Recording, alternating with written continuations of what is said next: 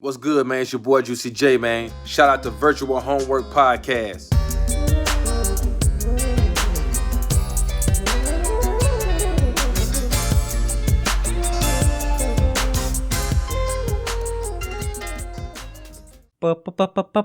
Party till I die, and the chains in the high, and the die.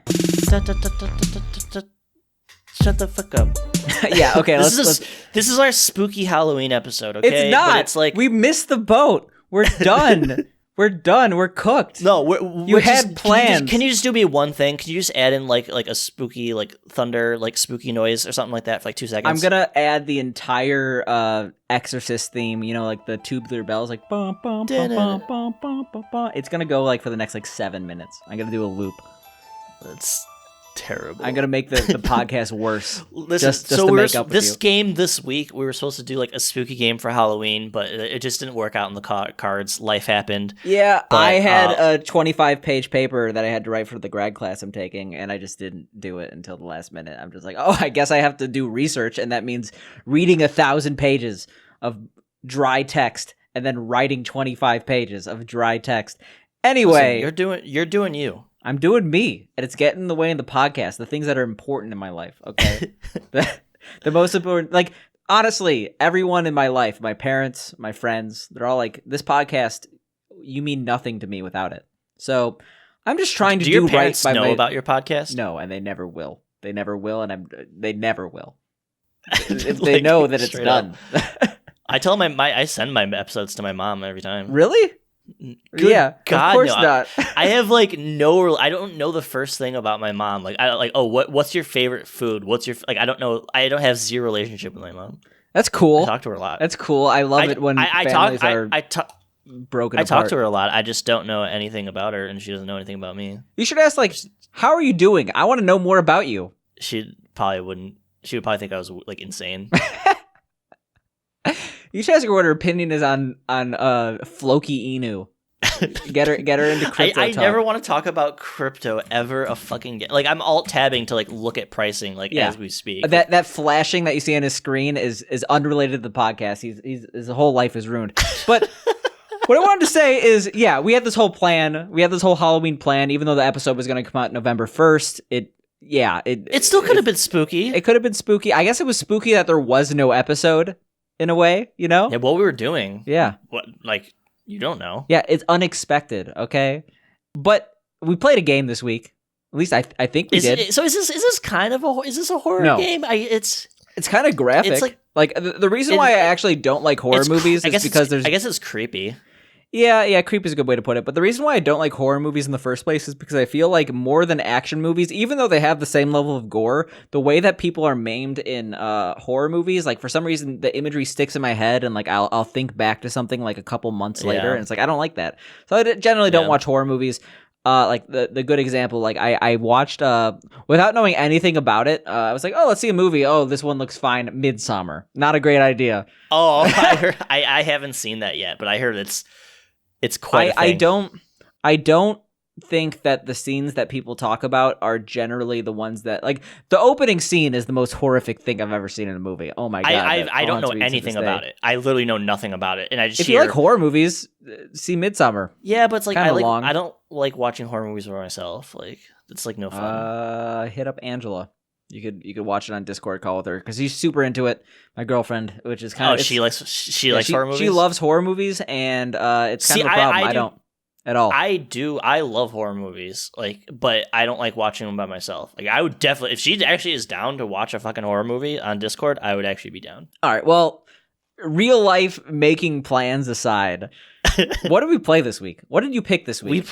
So this is a game that I've been wanting to play for a long time. It's called Catherine, which is a very strange puzzle game that kind of gets into slice of life, slice of life, relationships and stuff like that. Except not like a Genshiken slice of life, like a school day slice of life, you know? Yeah, I don't know what that means. I was just making some anime references. It's fine. Not like slice of life, like Love Hina, like slice of life, like okay, yeah, like something that's fucked up, but it could happen in life. It's about cheating. So you play as I don't even know the main character's fucking name. Vincent. Vincent, yeah. So you play as Vincent, who is, been with his girlfriend Catherine for a long, long, long fucking time. And one day he gets drunk at the bar, and some other girl hits on him. He doesn't know what he's doing. He ends up sleeping with her, and her name is Catherine with a C. So what that leads to is every time he falls asleep, he starts having these horrible dreams where he's a sheep and he has to play this puzzle game where you're crawling up these fucking platforms of hell to escape to the top, I guess. Yeah, so I don't know why you're explaining this, because I'm going to just reveal this right now. I don't think you played this game. It says like you played this game for like an hour and you got like to like level 2. So here's the thing. I was so excited this game. I ended up not liking this game. I actually really, really fucking hated this game. So the actual story of this game is, yes, this is a guy who's kind of stuck in a relationship. He has friends that like are not super into the idea of him getting married, but like he's kind of just going with the flow. All of a sudden he gets too drunk, sleeps with another woman, and his life is currently in shambles. But at the same time, there is this curse that's happening on society where men who do bad things to their loved ones are forced to go through these trials during their sleep, and if they die during their nightmares, they actually die in real life. Yeah, they die for real. It's the most cliche thing in the world. So there's like a little bit more of a stake situation in these nightmare puzzle games. And like we mentioned that this game is gory.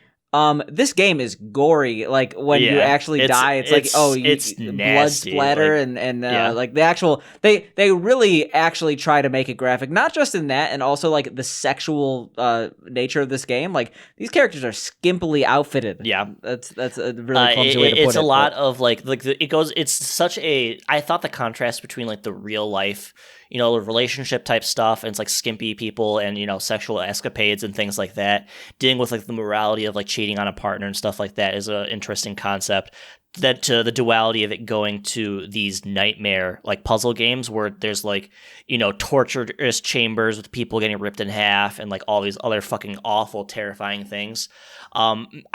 I did not have a good experience with this game. I could not beat the third level. I just couldn't. I spent about an hour.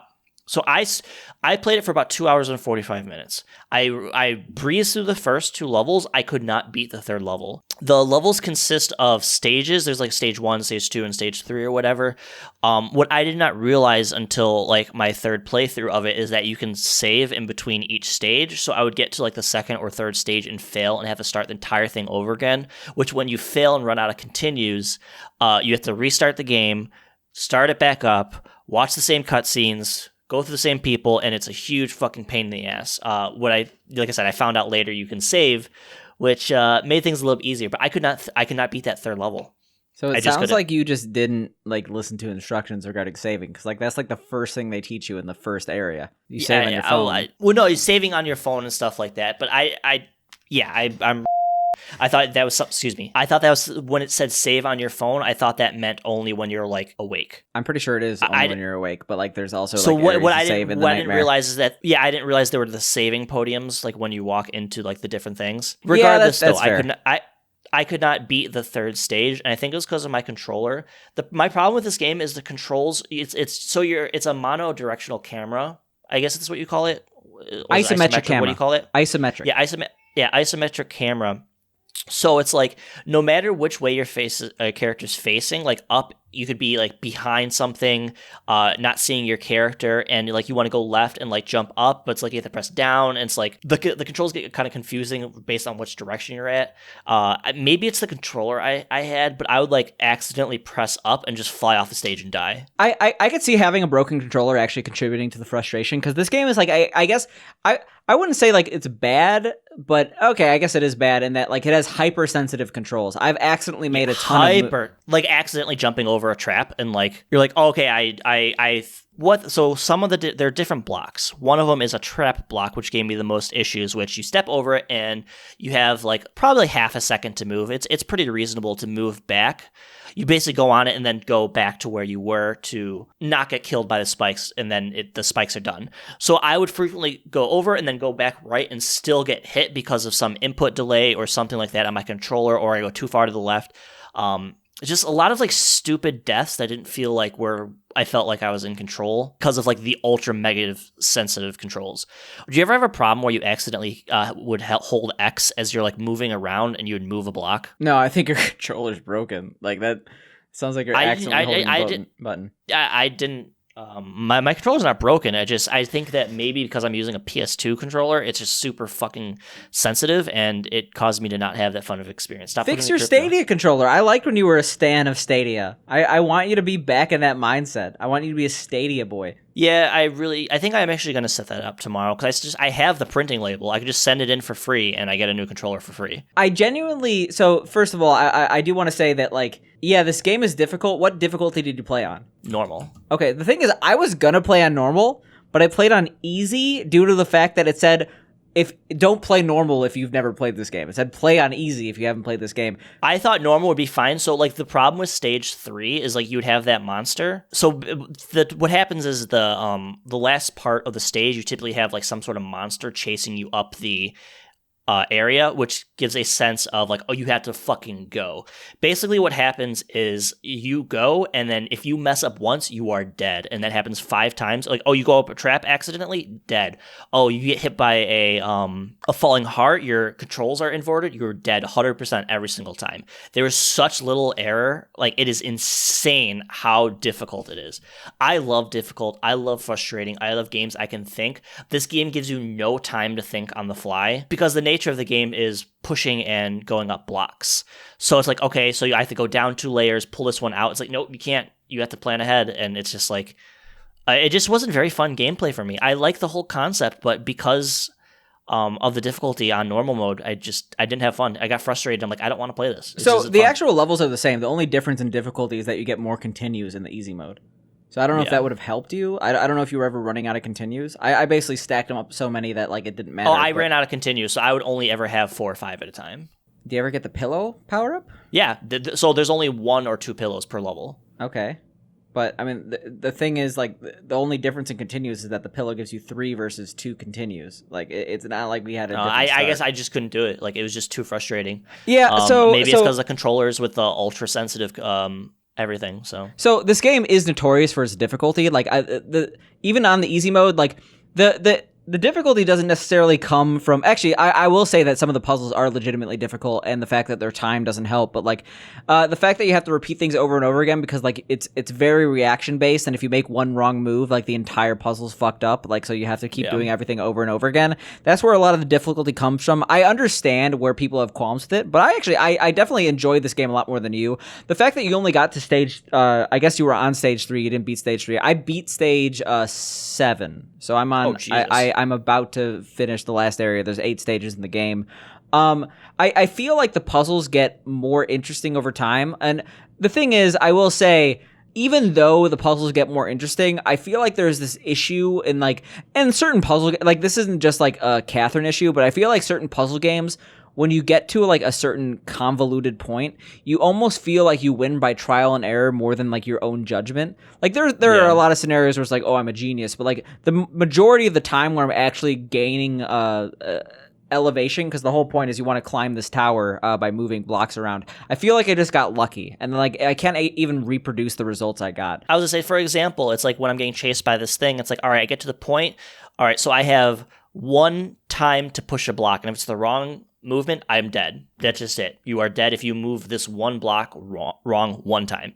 Yeah. Every single time, no matter what. Yeah, that's definitely frustrating. But like I guess the main difficulty I feel in the bosses is like the environmental aspect, and that like some of the later bosses, like they'll have a lot of crazy stuff that like they rain on the course, and they make it very difficult to move from place to place. Well, that's the one. This one would rain down hearts, and it would make it so your controls were inverted for like 20 seconds. I'm like, all right, you just die. You can dodge it, yeah. But if you accidentally get hit because you're in a bad spot, or if you can't get under a block, you're kind of fucked. Yeah, well, get good, loser. Okay. This is like one of the first times like that. Usually I'm the one saying that to you. I'm like, oh, this game is easy, and you're like, yeah, I think you're better at games or some shit. I sucked at this game. Like I did not have fun. First of all, stop sucking your own cum token.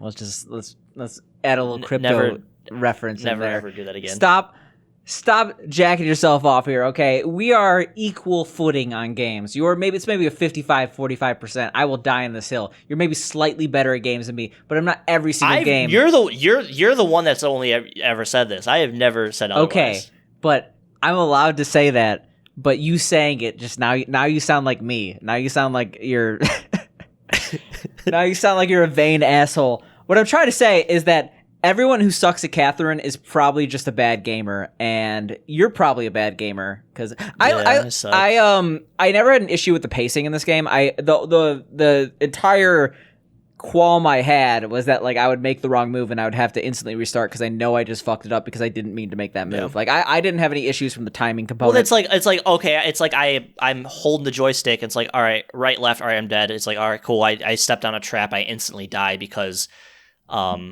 sensitivity is fucking insane with the controls. It's not a very well executed game, I would say, like in terms of like the actual like non-RPG element gameplay. But I do want to like note that this game is like, yeah, we could talk about the entire concept of putting this genre with another genre, but like the actual puzzle game aspect I thought was pretty unique. And like I thought it like, oh yeah, I was pretty satisfied in the it stretch. I'm like, oh, this is like actually something cool that I'm doing that's new that like I've never done before. I think the game would be super fun if it wasn't like, oh well, you stop one time, you're fucking dead. Like it was just that one boss stage. The stages before I was fine, but like with those boss stages, Jesus Christ, Doodle's going nuts. It just wasn't that fun for me. It just kind of ruined the experience. So I also think that. Like, honestly, I think this would be really fun if it wasn't attached to the Catherine IP. Like, if you just had, like, a ascending game, and you're just, like, going up, and there wasn't, like, hardcore gore, and there wasn't, like... everywhere? Yeah. Like, it was, like randomly generated. Like, that might be fun. Like, I wouldn't really mind that. We could go on to the gameplay, like, or we could go off the gameplay a little bit, because I feel like where Catherine gets into his own unique shell, even though we mentioned the puzzle aspect where you're just pulling out blocks and pushing them and trying to get up as high as you can, like that's definitely unique. What's unique is the blend into the story. This is a story-based puzzle game. That entirely is already unique. Like, how many story-based puzzle games do you see? The Witness? Okay, no. I would like. Where's the story? There's no story. It's pretentiousness. Yeah. This is actually I think it's a really interesting story. Like I said earlier, the duality behind, like a partner cheats on his spouse or whatever, and then you're like asked these like super funny questions. It's like, oh, are all men evil or something like that? Yeah, and then it shows you like that's what more people of a gameplay choose and stuff choice. like that. After every single level you beat in the Nightmare Zone, you're asked, like, for example, I think one of the questions was like, if you had distrust in your partner, would you try to gain that trust back, or would you tell them that you're feeling distrustful? And like that, it's like weird partner relationship questions, and it actually affects the game, if I'm not mistaken. Yeah, so it affects the game. I don't think it affects the game too much. Like there are certain cutscenes that like might be slightly different, but I think it mainly affects the endings, which I haven't gotten to, so I can't really speak on that. But yeah, it'll actually show you like in real time what people have chosen on their first playthrough, because like obviously if you play this game multiple times, you might want to like choose different things. So it shows you the general consensus, and I thought that was cool. I like the like involving the entire. I like strand-based games, and this is basically a strand-based game. Yeah, this is strand. Here's the thing. Bottom line for me, I liked everything about this game, but like I just couldn't beat level 3 for whatever reason. I spent like an hour on it, and I was like, I'm frustrated. I am not having fun. I don't want to play this. So you could actually change the difficulty mid-game if you're in the bar area by just going to like the configuration options. So maybe you should try that out. But maybe going into the actual plot, so like there's 3 different sections. There's the nightmare section that we talked about, but there's also like 2D, well-animated anime cutscenes. Like we're talking like actual hand-drawn, like it's from an anime. It's beautiful. It looks very good. And then you have the machinima-based animation cutscenes that, like, 3D models, basically in an area that you are soon able to walk in, called the Sleeping Sheep, some bar. Yeah, that's the name of the bar you're in and stuff like that. Which you can walk around, interact with some of the regulars. They might give you some lore. 2 of the people at the bar are actually 2 of the people you meet in the nightmare world. Because after you're in the nightmare, you don't remember anything about it. Yeah, and there's also, like, after every single stage, a little area where you could talk to fellow people going through the game. you all look as sheep in the game except for you. So like you can't actually recognize who is who, but like you kind of can piece two and two You can kind of together. tell because it's like they're wearing the same glasses, like the same like shirt, like stuff like that. But the actual plot regarding this guy who is completely unlikable has a girlfriend that really cares way more than she should about this guy, and then he cheats on her, and then it's like really trying to dodge the consequences of being a shitty boyfriend. Honestly, I found it so cringe. I found it the most cringe thing in the world, but not because it's cringe it's just in like terms of bad. it's like Japanese slice of life No. type shit. It's not cringe in terms of bad. It's cringe in terms of uncomfortable. These situations are so goddamn uncomfortable. I can barely look. Yeah. Everything about this game is like uncomfortable, which I think it's makes for an interesting story. Yeah, I like we're talking about aspects where like you are in a restaurant with your girlfriend who's revealing that she's pregnant. Sorry for the spoilers. That's like that happens in like the second stage. Yeah.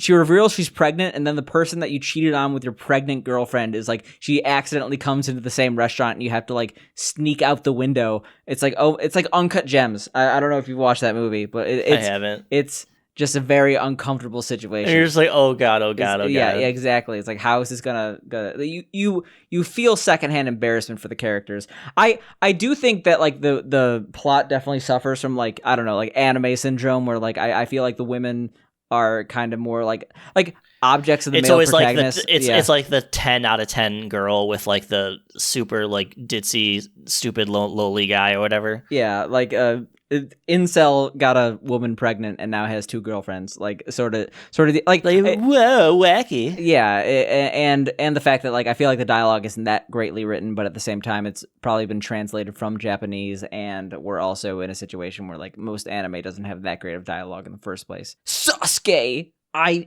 need your Sharingan. I need to fight the Hokage. Yeah, right now. But so yeah, like, what are your final thoughts on the game? I thought that the story was adequate. I thought it was interesting enough that I was engaged. And the fact of the matter is, I haven't beaten the game. I still want to beat the game because I'm only one step. Like I have like an hour left of this game.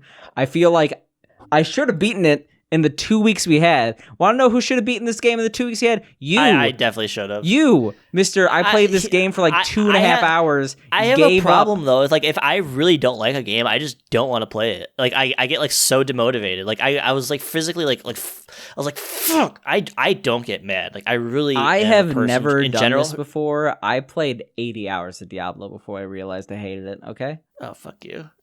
I played 300 hours before I realized that like I can't get past the first dungeon.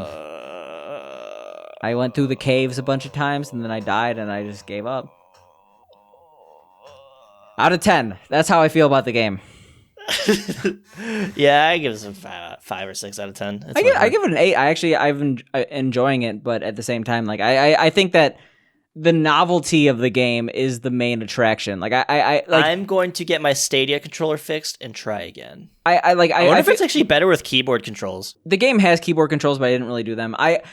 This game, in terms of like the sum of like hypothetically, if you added each individual section of this game, it would probably actually end up being less than the total would be less than the actual game is worth. Like yeah. The combination of everything and the novelty regarding that is probably where people are attracted to playing this game. I don't think it's that amazing of a story, and I don't think it's that amazing of gameplay, but it's novel. It's something that you'll never see again, except if you get Catherine Full Body, which is like the 1.5x version of this, which is only available on Switch. I heard it's a worse version of the game. I don't know anything about it except that it's only on Switch, and I don't really want to like this game. Actually, would be kind of fun on Switch, but I wanted to play on PC. I don't know why. Yeah, imagine playing this with Joy-Con drift. Yeah. Good thing I don't have that anymore because I shelled out the $80. Got a new controller. Everything by Nintendo is so expensive. Like, yeah. $50 Nintendo Switch Online. No big deal. Yeah. Yeah, I'm disappointed. This is like another one of those games like Parappa the Rapper. It's like I wanted to like it so bad. The aesthetics and everything is so cool. It just wasn't my cup of tea this time. I do want to note that like the aesthetics were not that cool, and that like it had some of the worst facial reactions I've ever seen in a video game. Dude's pogging Ahigao every 5 seconds. That's right. It's so Japan. I just said pogging Ahigao. I said that unironically, and now I want to die. Can we move on? I mean, it kind of like describes it though. So it's like Can we move on? I want to wash Jesus my Christ. hands from that terrible moment. Yes, Sensei. What else is new? Picante GOG is now online. Really? Yeah, I just got that message. I don't. Maybe.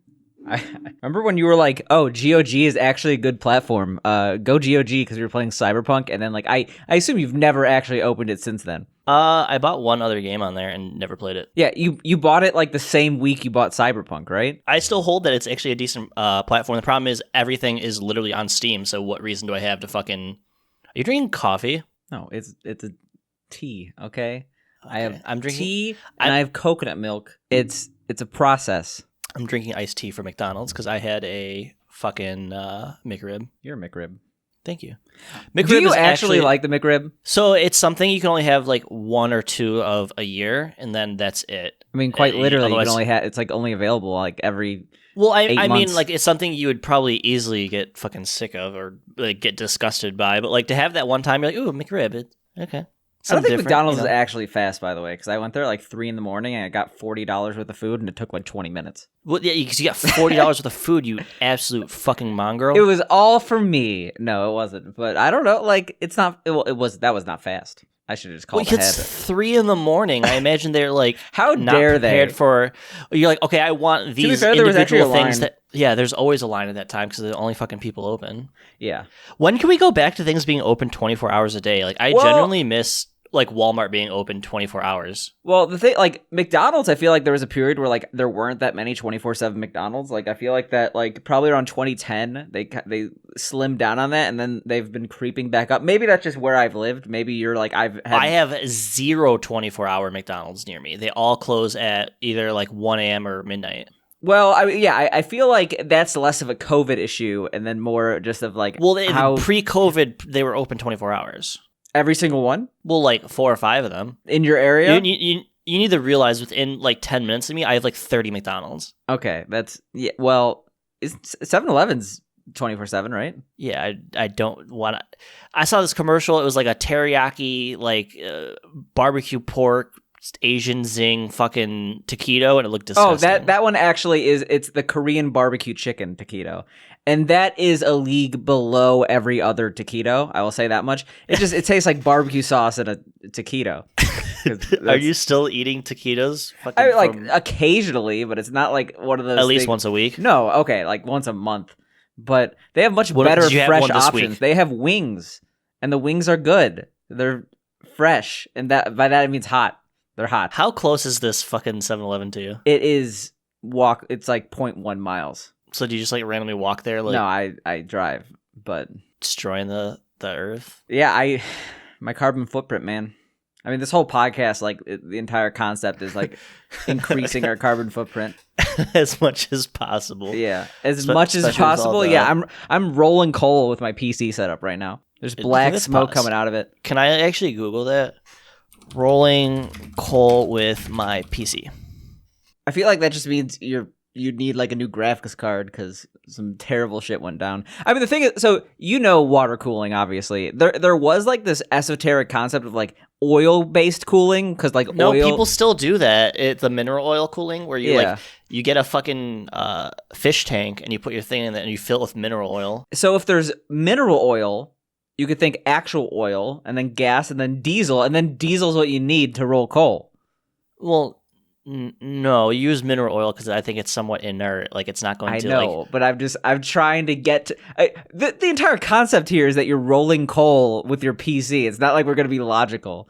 So actually, you can't use diesel to cool your PC. Well, has anyone ever like powered their PC via like actual engine? That's instead of a power supply. That just reminds me of there's that like one Mega 64 video where he's like trying to play. He like says he has like a portable version of Metal Gear Solid 2, and it's like literally him with a gas generator lugging around a CRT in public, playing I guess you could because if you can say gas powered in that like it's running on a generator, but like I don't. You mean the actual PC like instead of a battery? Yeah, not like you have like one of those fucking stands like you had in high school that has the TV on it. You know those little push carts. You know what I'm talking about? That's literally what in the video what it was on. So do they make those anymore? Well, they don't make People don't realize that they don't make CRTs anymore. Like, I just couldn't imagine. Can you sit and imagine what a fucking high school is like nowadays? Because I feel we were the last generation to have, like, I guess, a non-hyper digitized fucking high school experience. Whereas, like, everything nowadays, they have, like, smart fucking boards. Everybody has, like, an iPad or a laptop. Like, well, my sister's a high school teacher, so I can't imagine. She basically just says the kids are 24/7 on their phones, and it's impossible. Like, kids these days. What the fuck am I saying? Kids these days. Kids apparently like for example, whatever the hot game is, like they'll be brazen, like they're playing Fortnite in class on their phones. Like they don't give a shit. My sister's just like, yeah, it's a struggle every day. To get when I was attention. in high school, it was like if we had any sort of electronic, if we had our phones out, if we had a Walkman, or if we had a sweat, they would just take it. Like, yeah, it was gone. I feel like that at this point, it'd just be like angry parent, like you stole my property. I'm gonna sue you if you take my son's property again. Like, we had a fucking uniform. One day I was wearing my hoodie because I got to school late and I was walking to my class, and a fucking security guard saw me. He's like, "You're wearing your hoodie. Detention right now." You know, he gave me detention on the spot for wearing my hoodie because I was cold and I just got there late. Oh, you said angry parent. I had an angry parent at work today. Okay. So fucking, we have these Pokemon things that's like 21 questions, and it's like, guess your favorite Pokemon, and it'll do like the whole 21 question things to guess your favorite Pokemon. But we have a wall of them. There's like 30 of them, and this kid goes up and hits every single one, but turns them all on. It's like, hello. Oh, I thought this was like a poster. You're talking like this is actual it's a electric like the cow goes moo, that type of thing. Well, no, it's you ever play 21 questions? Oh, you know okay, yeah. Are you talking like the little circle version? Yeah, but it's like a big one for Pokemon, whatever. Okay. So we have a wall on them. It's shaped like a Pokeball. You press the button. It's like, hello, trainer. Let me guess your favorite Pokemon or some shit. But they are all voice activated. So if you turn one on, they all turn on, and then they don't shut the fuck up. They just go like, what'd you say? What'd you say? What'd you say? So this kid comes in the store, and he hits every single one and then runs away laughing to the other part of the store. So I'm like, all right, whatever. I go up to them. I turn them all off. I just see him with like some other young kids with him. And then he goes back and does it again. So I come flying like, dude, like if you do this one more time, I'm kicking you and your friends out of the store. And then the mom comes around the corner like, excuse me, what are you saying to my child? I'm like, oh God. I thought he was there with like his friends or some shit. Yeah, I got Karen.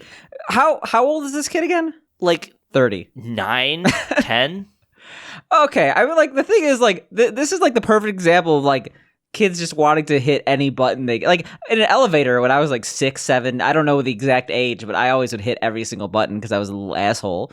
Like it is not super unreasonable to expect kids to do that, but it's also not unreasonable for you to be like, hey, you can't do this. But then it's also like, but the mom was Karen. Like, excuse me? He's like, he's just trying it out to see what it does. I'm like, hitting 30 buttons individually, then walking away laughing twice is not just seeing what it was. And then they bought something, and then I was like, oh, have a great day. And she just kind of glared at me and walked out. Well, should I check to see if I got a bad review? You could, but I think it'd be like, you should like do a prank or something, and then like somehow alter the Pokemon thing so like it gives like answers like the 9/11 commission was incomplete, jet fuel cannot melt steel beams. Like you edit the thing. Like yeah. Did you hear there was that toy that was on Facebook, it's like a dancing fucking cactus. You know what toy I'm talking about? No, but that sounds dope. So it's like it's a dancing, singing cactus. It sings 100 like nursery rhyme songs. Well, it turns out one of the songs was a song in Polish about cocaine. Oh no!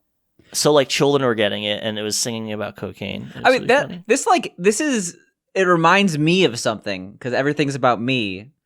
In that I was looking up the like the best ice cream song, you know.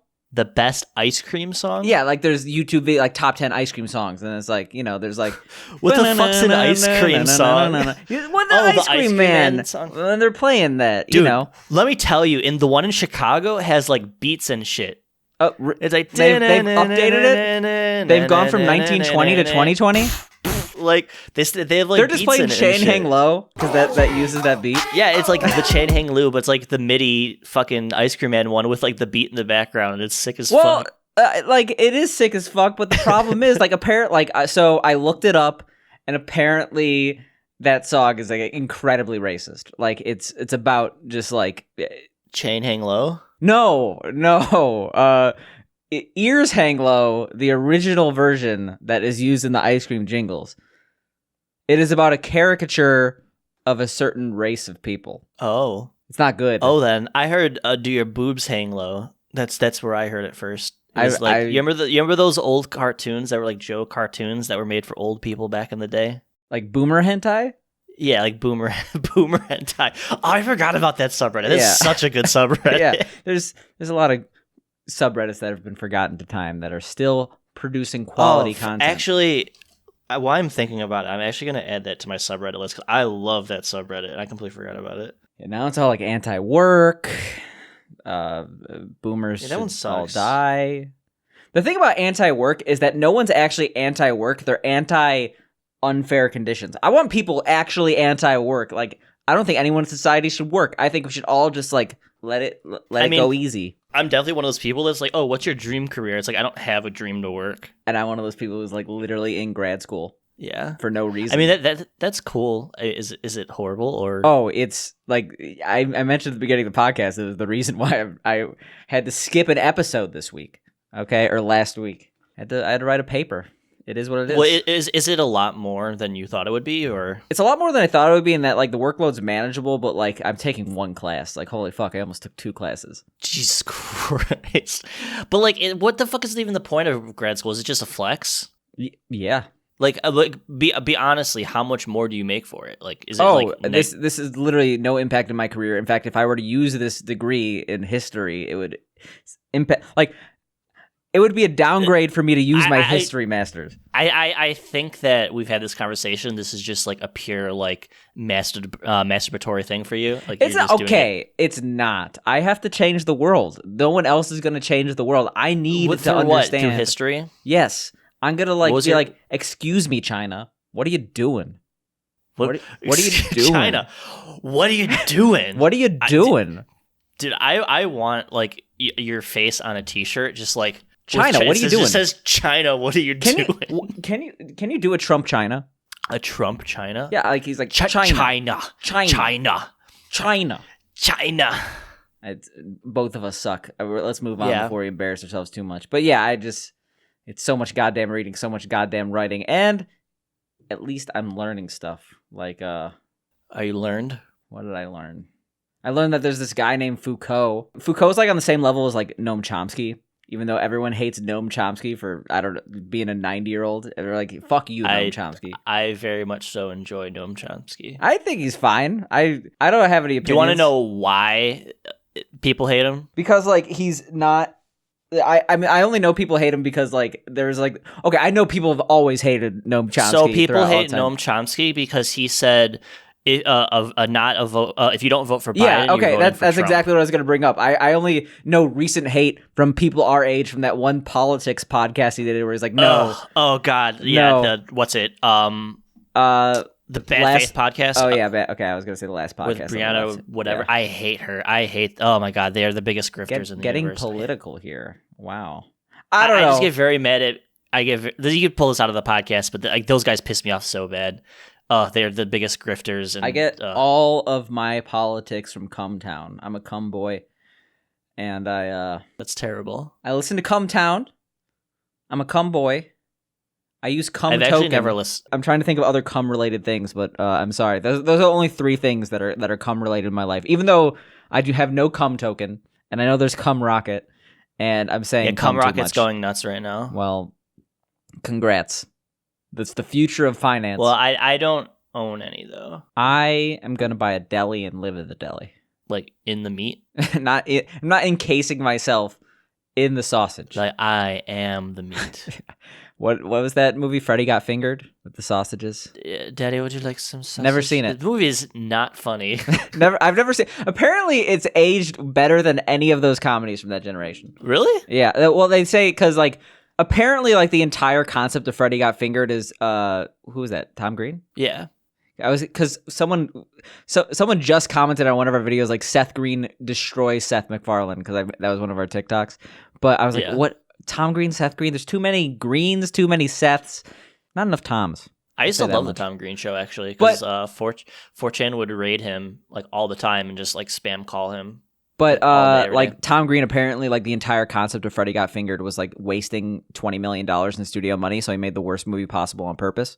Sounds like this podcast. Yeah, wasting money. Yeah, our $30,000 in seed funding is gone. I spent it on snowman coin, and now it's $15,000. And I feel like the entire world is doing crypto wrong. And by that, I mean one company specifically is doing crypto wrong. And I know crypto conversation is boring, so hear me out. Okay. Dave and Buster's. Dave and Buster's. I forgot I sent this to you. I forgot. Oh my god. This was like months ago, right? Yeah. Didn't Dave and Buster's this is like the perfect scheme though.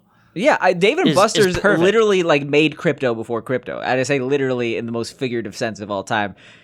Dave and Buster's entire economy is like a crypto scam, sort of walled in fake money economy. They should have been the leaders. They should have made Bitcoin. No, but what happened was Dave and Buster's. So when you get your tickets, you can turn in tickets for Dave and Buster's exclusive NFTs. Like that is the biggest like big brain move from their company they've ever done, because they don't have to buy product, they don't have to have any prizes. It's like, hey, just buy this digital thing we made that we don't have to spend any money on. I mean, like at the end of the day, like the whole reason you purchase anything at the gift shop is for bragging rights, because like it, like what?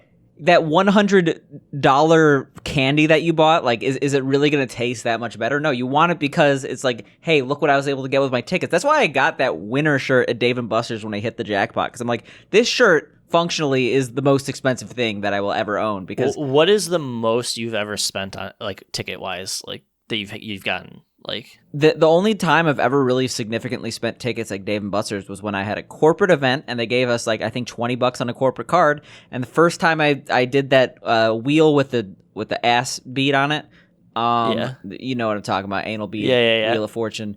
No one else is gonna know what I'm talking about. You know, it's the perfect not toy, the perfect game to sit on. Let's just say that. I did it. I got 1,000, and I'm like, you know what? We're going to the gift shop, and I think every single other dollar I spent, I made like maybe 100 tokens. So I remember being, I think 14 or 15, and we went to Dave and Buster's for my friend's birthday, and we like all like it was like 8 of us. We fucking won so many tickets. It must have been like 50, 60,000 tickets, like an insane amount. And we went to the fucking gift shop. And I want 50,000 tickets worth of Chinese finger traps. was that like they 4? were pissed. They were so mad. Why? Like we were getting thousands and thousands. Like they were bringing out bags from the back of like giant, like grocery sized bags of Chinese finger traps. They were so mad. And then we had them at our friend's house for like the next 2 years, and they were literally everywhere. We were like setting them on fire. Everywhere you look, there was Chinese finger traps, and his mom was so mad. That's gotta like be a sexual fetish for some people, right? Like 2 men put their in the like in wieners, the finger. but then you like pull apart. Yeah. But you have to touch tips to get it out. Well, I'm. It's 2021. Okay. Little bros can touch tips without it being weird. Well, it's not weird. It's just a different sexual orientation than you. No, I'm saying we can touch tips without it being weird. Dana's homophobia is coming out. I say it's okay. You say it's fine, but then you're saying, "Oh, listen, it's no longer weird." Listen, when was it ever weird? When was it ever weird to put set your the record dick straight, okay? in a Chinese finger trap Shut with the fuck another up. man? Let me set the record straight. It is okay to touch tips with 2 penises between 2 men in a Chinese finger trap. Okay, it's okay. It's 2021. It's 2021. It's nothing. Yeah. In fact, let's stop assigning a race to this finger trap in the first place. I'm going a step further, okay? I'm woke. I'm taking this out of the podcast. It's so stupid. No, leave it in. Why is it called the Chinese finger trap? Yeah, Mr. History Man. Literally doing Chinese history as well. It might be like a fortune cookie thing where it's actually not made in China. There are some really shitty fortune cookies. Like the Panda Express fortune cookies are terrible. I love looking at Chinese fortune cookies, and then I love looking at fortune cookies and just like correcting the Chinese on them. Send them to my Why friends in is it China. usually? Well, usually it's like That's like, oh my god, that's like the worst, like most like, my hobby is to look at fortune cookies and correct the Chinese. no, because I have a friend who my roommate when I lived in China. He's Chinese. He never gone to the U.S. Well, I guess he did visit like way after the fact when I was living with him. But anyway, like he'd never been to the U.S. So like I'll tell him like weird things about like Chinese culture in the U.S. that aren't actually Chinese, and like he had like never heard of a fortune cookie in his life until like maybe 2 years ago, and it's like what is this? Why do they say this is like Chinese? Why are these like associated with like he's just confused by them. Like I would like show him like bad Chinese in the fortune cookies. They just made fun of him. It's just like I'm not just doing it by myself. Like you see this fortune cookie, it's fucking lying to you. It's like, oh, look at this mistake. It's kind of funny because they'll forget like a part of the character. So it's and like stuff. a flex. It's not a flex. It's just a Like, oh, excuse. I know this is wrong. It's an hey, excuse. bro. Let's to laugh hang together out how with wrong some friends. these dumb baka gaijins are. Yeah, I'm not calling anyone a baka gaijin. There were these Asian kids in fucking. I was the captain of ping pong club in high school, and they were like my rivals. They were brothers, and I would play them and be like, "You are too slow, Guaylo." That's what they would call me. Guaylo. Yeah, and that means like white person or something. And what Chinese? I think so. Cantonese. And I hate to break it to you, but they were calling you a slur. Wait, what? Guaylo or guaylo is a common Cantonese slur for Westerners. It refers to white people and has a history of racially deprecatory connotation. So, like, they're basically calling you a cracker, but it actually has weight around it. They're like they would literally go, "You're too slow, Guaylo." Yeah, I mean, that's like, I don't know, like, it's fine. Kids are kids. They call you Cantonese slurs. I'm so bad. Like, and the thing is, like, every single time I like tell people I like speak Chinese, like, oh, how do I say? You're just like having this revelation that you were called slurs for years. As in ping pong club. Well, you know how to say ping pong in Chinese? Ping pong. Ping pong. Yeah, ping pong's really fun. Actually, I haven't played it in years though. I'm not good, and that's the problem. Like ping pong is good. At least when you're able to rally. Now. Like when you're able to like rally and actually have a match, like every single point ends in like 2 moves for me. But yeah. I would actually be super down to find and play like a ping pong game with somebody. Every single like ping pong's one of those. It's like Melee. It's like if you tell someone like you play ping pong, like all of a sudden you learn that they like literally. At my work, one of my teammates, he was like, "Oh, I play ping pong." Like, little did we know, like he's actually like world, like near Olympic one of those level. People that are like, no, he's like near Olympic level. Like he was like he tried out for the Olympic team, stuff like that. Like it's like you don't play ping pong, you like play ping pong. You don't play ping pong at that point. You're just like you're a machine. You're like Forrest Gump. You're gumping it. Yeah. Do you ever have a problem like going to like play games with friends and they're just like too good at it that it doesn't make it any fun? I don't befriend people with skills. I try to like befriend it's people like fun, lower like than me on the Melee totem is a pole, really good right? example. Like all my friends are really like obscenely good at like Melee and Smash in general. So it's like oh, let's go play Smash. I'm like, all right, cool. And then like after 5 matches, I'm like, can I play something else? And they could literally play it for 10 hours straight. I'm just like, this is why I don't play any like multiplayer games that are based on like muscle skill. Like I play Hearthstone as a multiplayer game, but that's just like the cards and you think. But like anything that requires like I don't know, like trigger discipline. That's not the word, but that's what I said. I think you would genuinely like surfing. I genuinely think you would. I tried it in like 20. Like I played a lot of surfing. Like I wanted to be good at surfing, but the only thing I was good at was KZ, jumping across the map, trying to get to the top. Oh, wait, you like bunny hopping and stuff? Oh, no, or not KZ climb. Yeah, KZ climb. That was what I would play on Source. Is that still what the cool kids play? Actually, all the hardcore people play on Source because it has like lower input lag and stuff like that. I remember looking at your Steam shit one time. It's like, oh, you actually have a couple hours in like Counter-Strike and stuff like that. Yeah, that's all from. I could totally teach you to surf. It is the most chill, relaxing, super fun game like ever. That's like my go-to. Like I don't have anything to play. I'm just gonna surf for a little bit. Like I want to like definitely listen to don't something. need new games. Like it's kind of a curse to have to play a game. Well, it's not a new game. It's like it's a new game. It's a new time waster. It's like I have 20 minutes to like just like listen to a podcast and something like that. Bejeweled Twist almost ruined my life. I'm not doing this. I haven't played Diablo 2 in like 2 weeks. I haven't played Bejeweled Twist in like a week. I'll play it right now. I don't really want to play Diablo 2. Maybe when the ladder comes out, I'll play. But do we have like actual topics? We've just been like rambling for 40 minutes. Jesus Christ. We have topics, but what's the point of like? What's the point of it all? What's the point of life? Play video games and jerk what's off the and point eat food. of conversation? Like we might as well just be sitting here in silence for like an hour, Fine. hour and a half. Let's do that then. Stoic. Are you a stoic? Shut up! You said silence. Are you a stoic?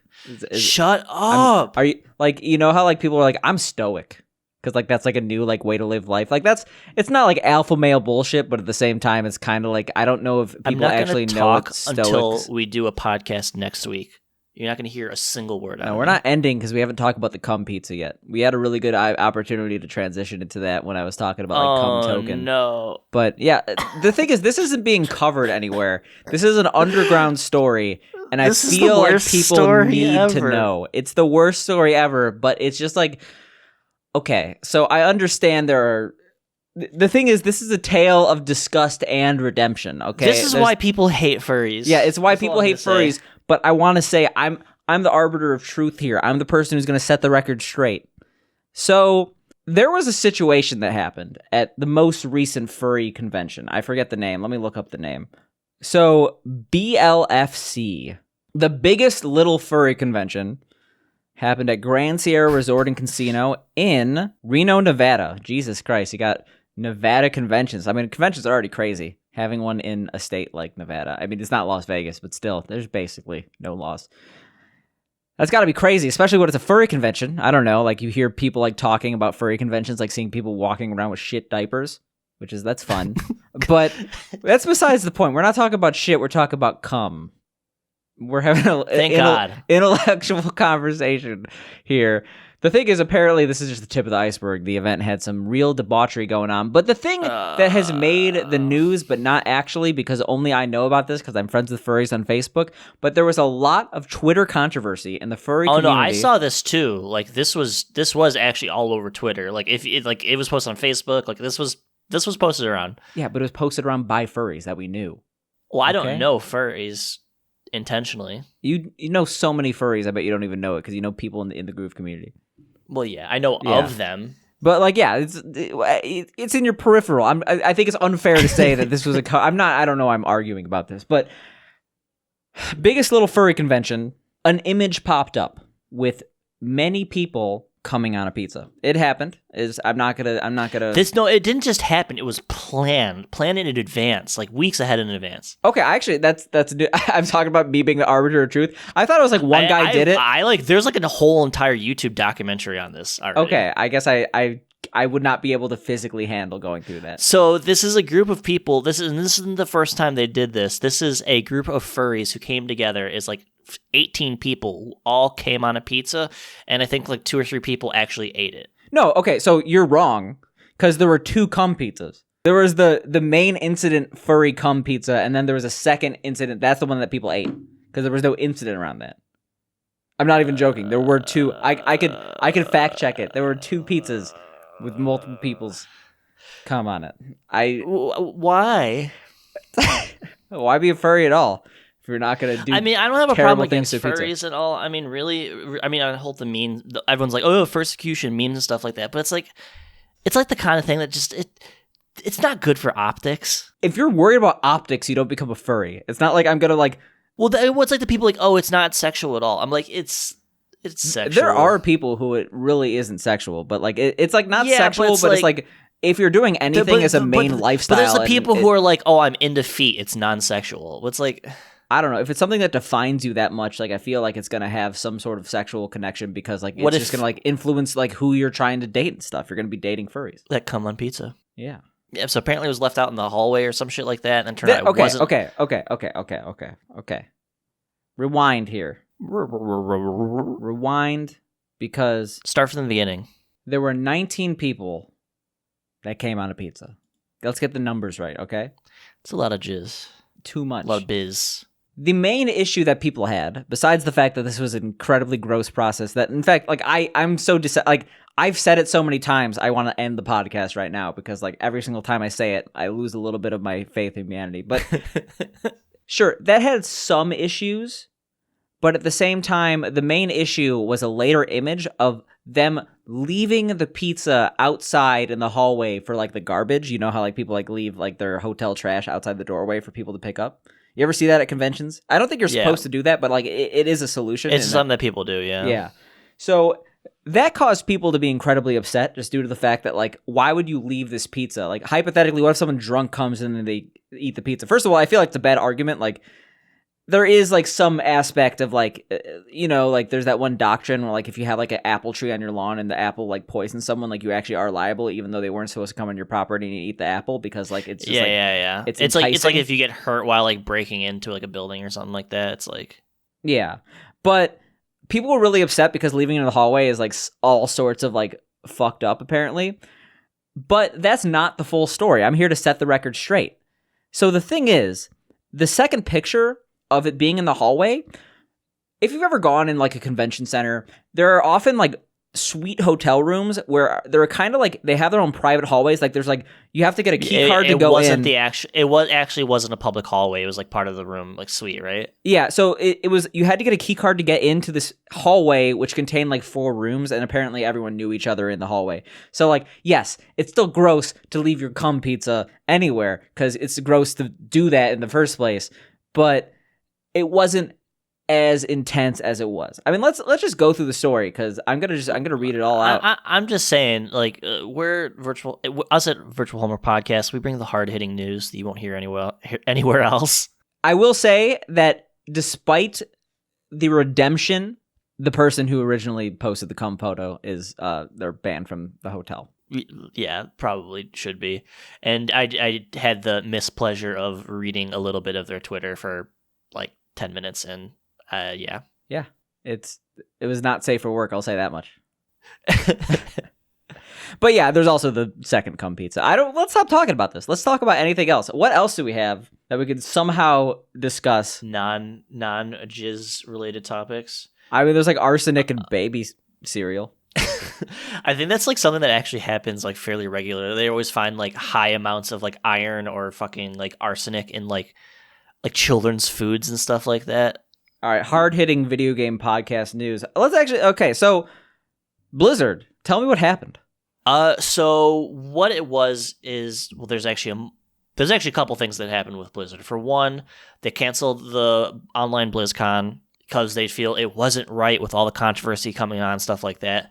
More so, it was probably they didn't want to have to deal with a chat constantly spamming in all caps all the shit that they're doing, boycott Blizzard, blah, blah, blah, blah, blah, et cetera, et cetera. And they're saying like, oh, we're going to reimagine BlizzCon and come back stronger next year. It's like, okay, whatever.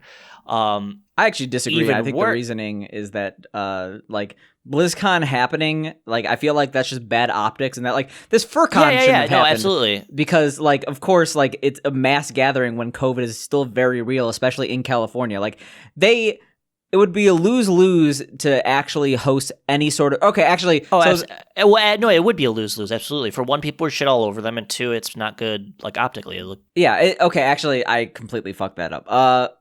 So the thing is, like, yeah, they're not going to have an online event, but, like, they haven't, like, said that they're going to cancel BlizzCon indefinitely in the future. Like, I feel like if they're going to have another physical event, they probably don't want to have it in the same year that they have it in an online event. So like one, I feel like it gives them more time to actually flesh out stuff because I why would they have annannounced? They already announced all their big guns like last BlizzCon. Yeah. And I mean like I guess a company. Then if you notice, all their games got pushed back. So like Diablo 4 got pushed back.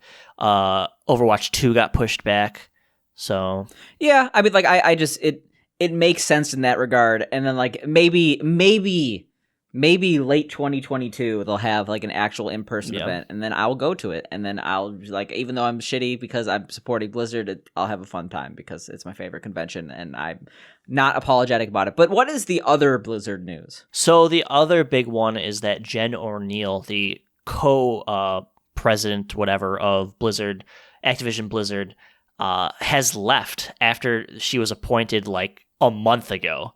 Like after a month, she left, basically. It's crazy to me because I feel like you're pretty in tune to politics, but I feel like you know more about the Blizzard hierarchy of employees than like the entire like US political system. Like I don't know who these people are at this point. There's been so much turnover that like I don't even know what positions they are. I don't know what they were supposed to do. I don't know the implications of it. I'm at this point I'm just physically exhausted from the fallout of this Blizzard event. It's insane to me how much these wheels are turning.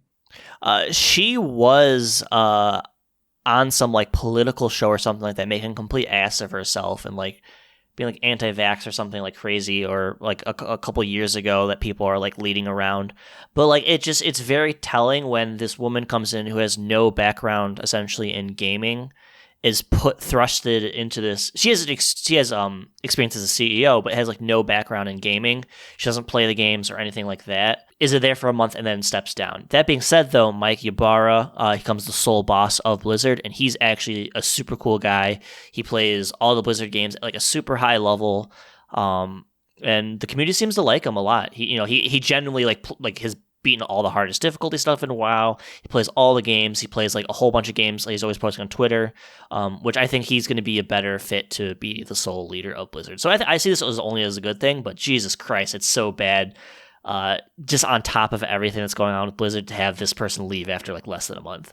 Yeah, there has not been positive news coming out of Blizzard in like the entirety of 2021. Speaking of which, have you played Mercenaries? I haven't. Have you? No. You said you were going to, and it's been 2 weeks. What are you You're doing? the one that plays Hearthstone. Yeah, but I've been like playing actually like Wild more, which is weird because I stopped playing the card version. I wanted to jam some Shutterwalk Shaman. I'm like, my record is like 1 in 10 for my win rate because like I'm just playing the worst deck ever. But can I play like Murloc Shaman? I used to love that deck. Yeah, I don't think it's very good. I think Murloc Paladin might be a little bit valuable, but I used to fucking make people rage quit with Shaman Murloc because you play that one totem that like buffs them all. I used to play aggro Paladin back in like season fucking 1. Cool, man. That was fun. Cool. You can still play unless you sold all your cards, which that would be stupid because like it makes me feel like that. Well, okay, I don't know. You're just saying, you're basically talking gibberish on the pod. I barely know what you're talking about. Sounds like fun. Yeah, no, you're not. You're not allowed to have like a genuine conversation with me. We're in podcast mode. Oh, we have an audience. Speaking of podcast mode, I actually do have a topic that's genuinely interesting for me. Is it about we're talking mode? about. No, it's about being sick. We're talking about how like BlizzCon shut down with COVID and stuff like that. Tangentially related, Georgia man used $57,000 of COVID relief money to buy Pokemon cards. Did we talk about this last time? We didn't. No, I was actually really excited to talk about this, and we never actually did. So, do you know? You're the Pokemon guy. Do you know what card he got? So here's the thing, and why I've seen so many articles say Pokemon cards, Pokemon card. So I don't know if it's one card or multiple cards, because multiple cards would make sense, but 57K is such a weird range that there wouldn't really be like one card that would cost that. Maybe like a PSA 9 First Ed Charizard, but that just seems like a very weird thing to spend your money on. Unless it's just someone who doesn't really know anything about the hobby and buys it. Because like a PSA 10 is going to cost like hundreds of thousands. It was $57,000. 57,789. It was not just 57. Unless he used some of his own money on top of that to buy something. Like that's such a weird amount. Like there's really nothing in the hobby that I can think of that is like that exact price. I'm seeing a lot more I'm seeing a lot more stuff regarding one Pokemon card than like multiple Pokemon cards. I also see a criminal statute. Ooh, I'm reading it. Background: the Coronavirus Relief and Economic Security Act. All right, this is boring lawyer shit. Yeah, this is terrible. I mean, I guess it's less about like what he spent it on, and it's like the false pretenses in which he used to obtain the money, I guess. Yeah, I mean, I'd be pretty cool if we knew what card it was, because like, what if it was what if he got a great deal? What if it was actually a really good deal? It's like, that's not like a thing. Like, it's like... What if it was just an absolute steal? Like, what if it was like grade 10 first ever Charizard doesn't printed? exist. Like, anybody that owns that kind of stuff, knows what it's worth, and they're not giving any type of steal. Like that's not like something that like, oh, I pulled it from a pack. This is what I have. It is like the What only if you people found that it own at a garage sale, like a it PSA graded doesn't 10 exist. in like a bin with the other cards? It doesn't exist. Like all the PSA 10s and stuff like that are completely tracked. We know by the numbers when they were sold, who owns them, like all that kind of stuff. There's population reports that say like all that kind of stuff that's in the hyper expensive field of Pokemon. It's not something you just find in the wild. It just doesn't exist like that. It's all in, it's like collections. grandma's giving away her grandson's collection that he left at the house, and they're just. But a grandson wouldn't have it. A PSA graded 10. He sent it in. He spent the hundreds. He got it back, and then he's like, "Hey, grandma, you could sell this." This is in a bin.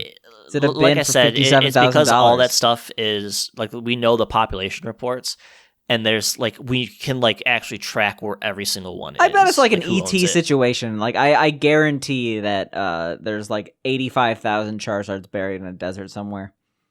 Yeah, but they wouldn't be PSA 10. Like they're buried in a nuclear safe vault. Okay, because like we know there's like 340 PSA 10s, and like we can track like 338 of them. So there's not gonna be like a vault full of like PSA 10 Charizard somewhere, because they actually track the number that have ever been given out. Nintendo, they made a bunch and didn't tell anyone. That's just obviously what happened. You don't even know what how any of this works, do you? No, I know what the grading process is, but like, what if PSA just graded some without telling anyone? Then that would get rid of all like credibility and all whatsoever. Fine. It's just like they're doing Fuck whatever, it, bro. Yeah, they're just like I'll grade this Charizard, give it a 10 for no reason, but I won't tell anyone about it. I'll just keep this in the vault. I mean, if we really got to get into like terrible decisions, well, really not even terrible decisions, but terrible implementation, can we just talk about? Because I mean, I feel like nothing has been said on this. We have to be the sole bearers of truth here. No, that's a lie. It's been talked about so much. I've said it. I've said it before. We're the hot news outlet. All right, so let's finally talk about it. The only people to ever talk about this, Nintendo 64 Switch is broken. We didn't even talk about the fact, like, do you remember when we were like super excited from the Nintendo Direct that this stuff was coming? Dude, I'm actually like, I'm eating my words on this, because I didn't think it would too bad, and then I'm like looking at the price of it, and it's just like, well, okay, I thought everyone thought it was reasonable for it to be a $10 bump to include N64 and Genesis games from their original $20 a year fee. But like the fact that it's more than double the price is ridiculous. I feel like that's not even a debate. That's just like not even a conversation. They somehow ruined it based on price alone. If that wasn't enough, the emulation on N64 is terrible. Have you seen some of these videos? Terrible. It's garbage. It is so bad. So that being said, though, there are people that are doctoring it. Like if you see like a lot of those Mario Kart videos where it's like super stuttery, you look at their connection and they have like 1 bar. Like versus I've seen other videos where they have 5 bars of signal and there's 0 lag. Yeah, but want to know what shouldn't require any bars to play? A game from 1996. I know. Holy fuck. That's terrible. But at the same time, the games look awful too. Yeah, at the same time, this is like literally official emulation. I'm not going to say Virtual Console was ever perfect. There were definitely some emulation issues in some games, but this is like by far the most phoned in thing. I'm not even one of those people that's like Nintendo has been phoning in their last like every single AAA title is more phoned in than the last. I thought Pokemon Snap was actually very well made. I thought the new Mario Party, from what I've seen, I do own it, but I haven't really played it. Like it got some weird reviews. Like GameSpot gave it like a 6, and like they just hate Nintendo. But like people are like, oh, they phoned it, and it's like, no, every single Mario Party has gotten like terrible reviews. Like the ones that are best reviewed are the ones that everyone hates, like 8 and 9 and stuff like that. So to be fair though, there was the one that you were like in the car or whatever. I actually had a lot of fun with that one. Like I had a lot of fun with that one, but not $60 worth of fun. I had like $20 worth of fun. Yeah, exactly. Yeah. It also didn't scratch the Mario Party itch. I'm not one of those people who's like, oh, Mario Party 10 just didn't exist. There's no Mario Party 10. Like there are some people who are literally like that. I will say, I mean, like I actually did play a lot of Mario Party 10. That was the one they re-released for the Switch, right? No, they never re-released it for the Switch. They had Super Mario Party, which was a Switch Mario Party, no carts. And then they just released Mario Party. Do you know about Mario Party Superstars? Yeah. Mr. They're Gaming, redoing like 2 and 3, right? yeah, it came out. Oh, I didn't even know it came out. The problem is I don't have friends to play that with, so it's like It has online functionality that's apparently functional where you can play boards. Yeah, I'm not going to go and play Mario Party like in silence by myself, like why not? Because you do that with every other aspect of your life. Yeah, but I don't know. It's Mario Party is like very much. I associate Mario Party with like with friends, like getting stoned or like drinking, like having a good time, like laughing, like I fucking got you, like like that kind of thing. And it removes that like part. It removes the party. You're just kind of like there in silence, you know. But it's like going to an influencer party where no one's like talking. Yeah, it's like the faded partner only lounge at TwitchCon. It's like it's not that great. It's just like people lounging. I don't know what to say. What I want to say is that Genesis apparently is fine. If you really just wanted it, really funny. Yeah, but who cares? Who cares about who cares? Dude, I want to play Vector Man. Yeah, Vector Man. Just pick it next week. I don't know. I will forever bring up Vector Man because it makes me super happy that Genesis looking good, but like I really wanted to play Yoshi's Story, man, for $30 a year. So sad because if Nintendo could literally print money if they wanted to. They are printing money. Like I bet they're making so much money off of this. Well, they could print like even more money. They just put like they could literally put every game they have licensed still like on the Switch and like charge $40 a year for like put like GameCube, fucking Super Nintendo. You think their GameCube emulation is gonna be fine if this is what the N64 emulation is? Just like cease and desist the people that already done it and just copy it, like. Or they could be like Sega and actually hire them. That would never happen. Never happen. That's why Sega is such a based company because they're like, oh, you ripped us off. Like, hey, come work with us and make a better game. Want to know what's based? What? Based in a bad way. Twitch. You ever hear of Twitch? I've never heard of Twitch. Twitch.tv is a company.com. And what they do is a company.com. And what they do is they launder money for Ukrainian mafia. Sorry, Turkey mafia. Wait, what? You didn't hear about this? No. So apparently bits have been a massive, like they've actually uncovered this. There was a post roughly about a week ago on Twitch and also on Livestream Fail, the subreddits, that there have been these really shady deals offered to like some creators that like essentially the creator will be gifted a shit ton of money, like literally like thousands of dollars per month in bits. And the deal is that like after a payout, they're supposed to give part of this back to the company. Let's put company in quotes here. The reason why just money laundering? They're literally just money laundering. So there's been a more recent development that approximately $10 million was laundered through 2,400 broadcasts in Twitch Turkey. This is like actually a problem. This is a fucked up problem. Like Jesus Christ. I mean, like the thing is they're losing a lot. Like they probably honestly like are paying more to Twitch fees than they are to taxes. It's pretty crazy. I honestly, I mean, like it makes sense though. Like I think that they're just trying to find any fucking avenue to do this kind of shady dealing. To be fair though, like what kind of Twitch streamer is doing this though? Is it like random no-name people? These are like partners. You know, if apparently, so Twitch has now responded and banned 140 partners involved in this money laundering scheme. Wow. The thing is, like. I don't think there were anyone like large because you would have known about it on live. Yeah, it's like XQC. Yeah, XQC indicted in Turkey money laundering mafia scheme. The thing is, like, I guess if you're not super literate regarding brand deals, you might think this is like a really weird brand deal where like this company is like advertising their name in your chat. But it is definitely mafia involved. Like they've confirmed it's mafia involved. Specifically, the game they targeted streamers for a certain game called Night Online, which is not super great. Viewers or people with 100 viewers were estimated getting $5,000 per day, in which they would have to return the majority of that. So they were getting like. So how did they get caught? They were getting caught just based on patterns and like people leaking these. Because like the thing is, these came out of business offerings. So like you would get an email saying, "Hey, we have a business opportunity," and then they would explain it. Like eventually there was just proof, and people were like, "Hey, this is shady." Can you start from the beginning? How does money laundering even work? Like, so it's like, all right, so you got money through bad means and then you launder it through some other thing and then you're giving back money that isn't through bad means? But so the way that money laundering works, but don't you there's still have money steps. from bad means? There's 3 steps. So okay, you're the expert. There's layering and placement are 2 of the steps, and then I forget the name of the first one. But so the first one, let's say you procure your bad money. You get $10 million in drug funds. You want to spend this $10 million in drug funds, but the tax people are going to be like, hey, how do you get this $10 million?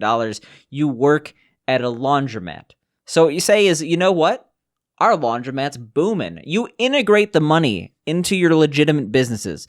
Usually the legitimate businesses are some form of highly variable products. Like hypothetically, if you own a casino, casinos are notorious for money laundering. At least they were in the 70s. Yeah. Because it's like, oh, a lot of people lost money at the casino today. They just they put all their stuff in the slots. And but now that everything's digital, you can actually track every single transaction and stuff like that. Exactly. But like for example, there are certain businesses that are prone to like being fronts for money laundering. Like in fact, like you've heard the term a front before. Like a lot of these are just fronts for money laundering. Like how does this business that gets 3 people in it a year make any money? It's like, oh, it's not supposed to. It's supposed to be a front for money laundering.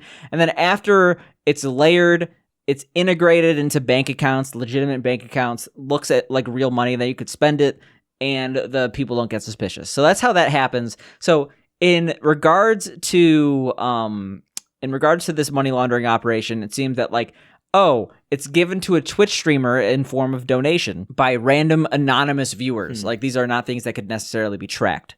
Like, and therefore, once like they're part of this now new partnership in which revenue associated with this streamer, like you've seen like esports things where like, oh, you have to share revenue. Like it's like that. And so that's what Turkey. So these mafioso people contact you like, hey, we're gonna donate you bits, like as anonymous accounts, and you're gonna be like, oh shit, thank you, and then you're gonna give us a percentage of that money back. So, like, what happened is one of the people they approached for this was just like, I'm going to report you, and then they were reported? So, it seems that they were emailed, and the terms of the agreement is that the money was converted into cryptocurrency, and 80% of all donations were then given back to the company, the mafiosos. Mm-hmm. So, yeah, it was essentially just like, we're going to give you money, give us back crypto. That sounds like really, like, sketch as fuck. Like, the mafia people just, like, seem really stupid. Yeah, but I feel like people are... Well, I don't know. Like they laundered $10 million. And I'm not even sure if they're going to get caught. There's an investigation, but who knows what that's actually going to entail. I guess it's a lot easier to be more anonymous on the internet, to be the one doing it, versus like the Twitch streamers are the ones that are going to get fucked over this. Yeah, they got banned. But they're going to be in trouble, like law-wise. Like, because if someone approaches you like, hey, we're going to give you money, give us part of the money back, you're like, okay. You can't claim ignorance with that, I feel. You can. I honestly, like, there's some... That's what they're going to be doing, and I bet that some of them are going to get away with it. But, yeah, like... I didn't know, bro. I thought it was a super fan. No. It's advertised as a business proposal. It's like I don't know the exact terms, but like I expect like, oh, we're doing this for X, Y, and Z, and therefore you should accept this. Like they're not just gonna straight up like, hey, can you help us with money laundering? We're fucking jizz necklace gaming chairs or some shit. Yeah, jizz necklace gaming chairs. That's the product they're selling. Like I think that when you are emailed saying you could make $1,000 a day after transactions, that's honestly I feel like most people would do it. Yeah, it's just like, oh my god, I'm just fucking raking in the dough. Because as we saw before, it's not like Twitch streamers are making that much money.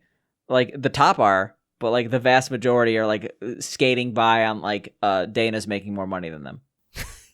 I mean, not to brag, but I'm in shambles. Be honest though, how many people do you know that can honestly say they love their job?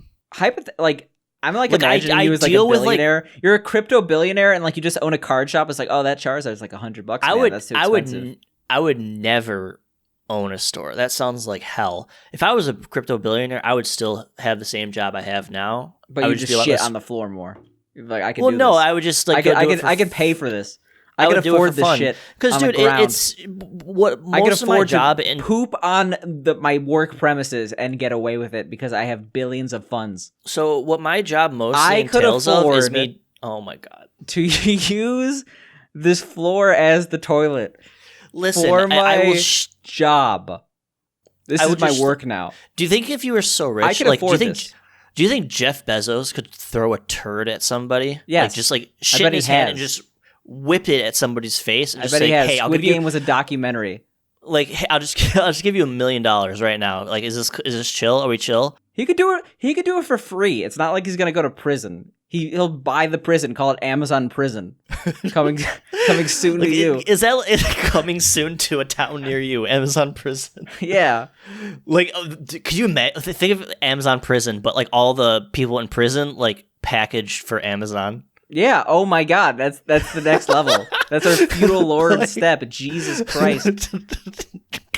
Indentured servitude in the form of the for-profit prison complex. Down with Bezos. I mean, Shit to on be the fair, ground. it's probably a lot nicer than the current for-profit prison Getting swifty. complex. Shit on the floor. We're ending this.